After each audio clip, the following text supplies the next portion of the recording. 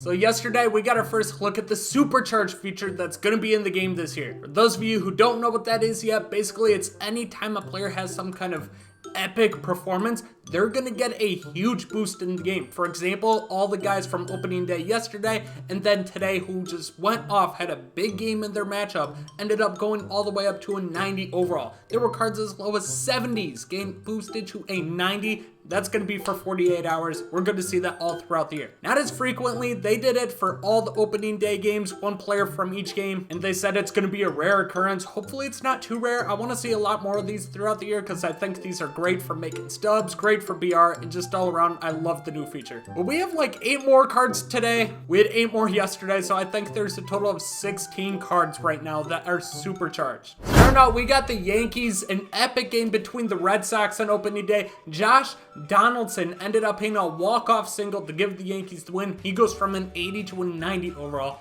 Josh Donaldson was already a pretty good card. He got plus 35 contact right, plus 25 contact left, plus 25 power right, plus 15 power left. You see all these big time attribute boosts, plus 35 clutch as well, but that doesn't really matter. So he's plus 100, he's over 100 in power versus lefties and versus right-handed pitching. Contacts up towards 100. All around, this guy's going to be able to mash pitching. Just trying to do the math in my head and looking at this card. I don't think there's too many cards in the game that are going to hit better than him playing third or first base. I don't know if there's any cards in general that'll hit better than this. This card looks nuts. But that's what a lot of these supercharged cards are going to look like. Big time attribute boosts. I've seen cards get plus 50 on stats. It's going to make all these cards usable. I doubt they're going to go up to a 90 every single time. For example, imagine if Shohei or Vladdy or Trout get a supercharged boost. They have to go to like a 99, right? I think when that happens, that's going to be amazing for all these live series cards. But moving on, we got the Rays and their phenom, former #1 overall prospect, Wander Franco, who ended up having a 3-hit performance in his opening day game. Switch hitter, can play short, second, third. He got plus 20 contact versus right, plus 30 contact versus left, plus 15 power right, plus 20 power left, plus 20 vision, and plus 25 clutch. I mean, he's gonna have 120 contact versus lefties. His power's still not very good, but he's got a glitchy swing, switch hitter, plays multiple infield positions. He's still a good card.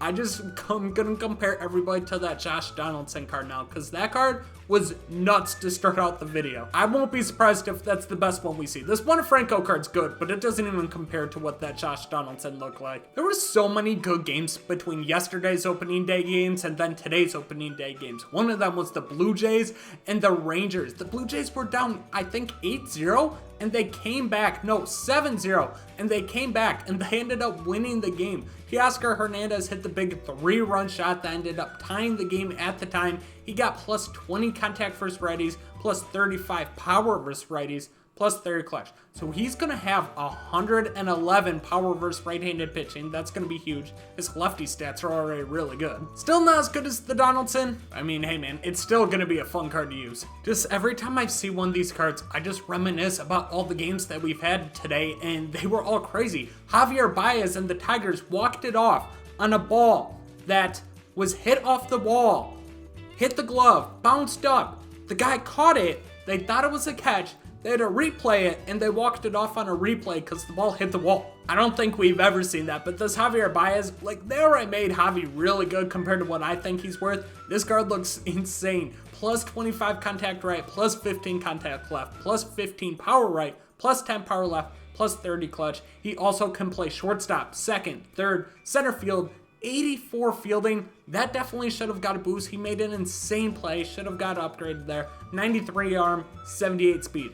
He's going to be nuts. 97 power. He's going to have 90 power versus righties. He's going to be 90 plus on both contact versus left and righties, along with the defense and being able to play everywhere. Dude, sign me up for some El Mago. This guy looks insane. And I feel like I'm just going to keep saying that about every single card because I don't think I've seen a bad one yet between yesterday's video and today. So every year I like to go in with a second team that I'm like, okay, I really want to watch them succeed this year. I'm going to watch a bunch of their games. Diehard Brewers fan will watch every single game, but there's another team that I always want to pick, and it's the Mariners this year. They're just so fun with all the young talent, haven't made the postseason in 20 plus years. They spent big time money to get Robbie Ray, and then they acquired Eugenio Suarez and Jesse Winker. Robbie Ray came out, did his thing, last year's Cy Young winner. He gets boosted to a 90 overall, so we only got a +5 overall boost. So his stats aren't going to go as much higher as much as the other guys have. But he still got +10 hits per 9, +5 Ks per 9,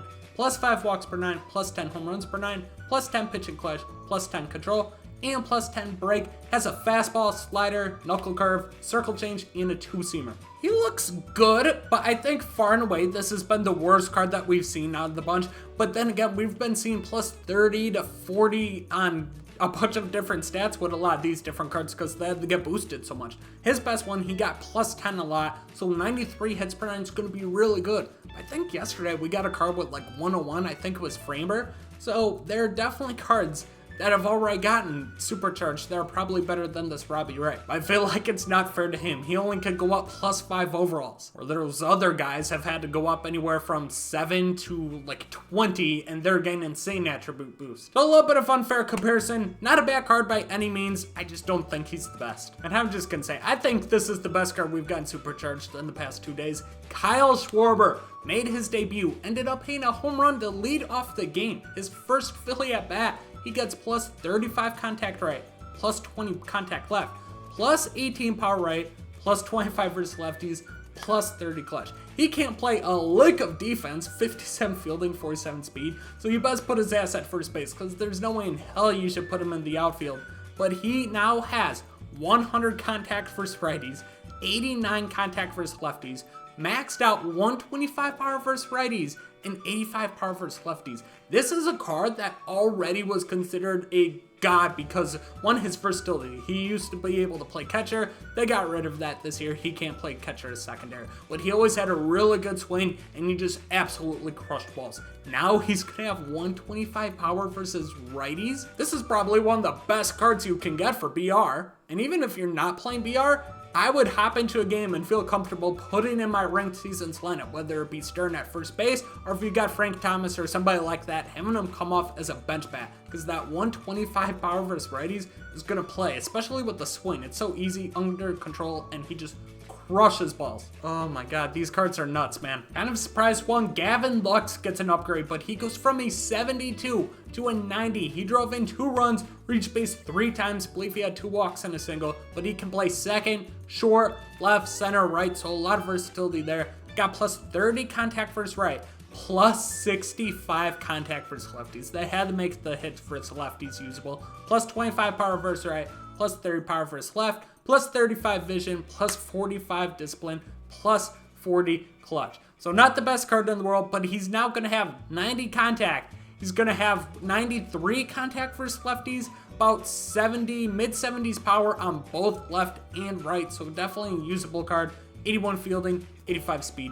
He's solid, but if you're looking for somebody who's versatile and can hit better with similar fielding, similar speed, definitely pick up that Javier Baez. He looks much better. He's going to have a lot more power. I believe the contact was a lot better too. I think it was almost to 100. That Javi looks insane. So if you had to pick for a versatile infielder for the time being, definitely go with Javi, but still, BR purposes, you get any of these fucking cards, like, you better pick them up. Okay, I think we're on the last one. We're on the Giants here. Austin Slater goes from a 73 to a 90. He hit the walk-off RBI double in the 10th inning. He gets +60, holy shit, contact versus righties, +20 contact versus lefties, +40 power versus righties, +15 power versus lefties, +15 vision, +50 clutch. He can play literally everywhere. This is such a weird, versatile set. He's a center fielder primary, but he can play first, second, left, and right. You'll see a lot of like second baseman or shortstop that can play center and, you know, the outfield shit like that. I don't see a lot of center fielders who can play first base, second base, and then obviously the rest of the outfield. Very weird, versatile set. He's got 100 contact versus righties, 96 versus lefties, 84 power, mid-80s power versus lefties. This card looks good. Good fielding, good arm, solid speed. You can put him at a lot of different positions. Solid, but they also got Tharo Estrada, who ended up hitting the game-tying solo shot in the bottom of the 9th. Dude, we were so close to getting a supercharged Jazz Chisholm. I wanted that so bad. I wanted to compare him between his supercharged card and then his player, or the face of the franchise guys, because they would have been the same overall. but he got plus 40 contact versus right, plus 25 versus lefties, plus 50 power versus righties, plus 35 power versus lefties, plus 15 vision, plus 40 batting clutch. So he now basically has 100 contact versus right, about 80 contact versus left, 112 power versus righties, and then high 80s power versus lefties. He can play short, second, third, another versatile infielder. He looks really, really good. I'd still take the Javi over him in terms of versatile infielders because he has 57 fielding. This dude can't field a fucking lick. It's like if I put Frank Thomas over there at shortstop or second base.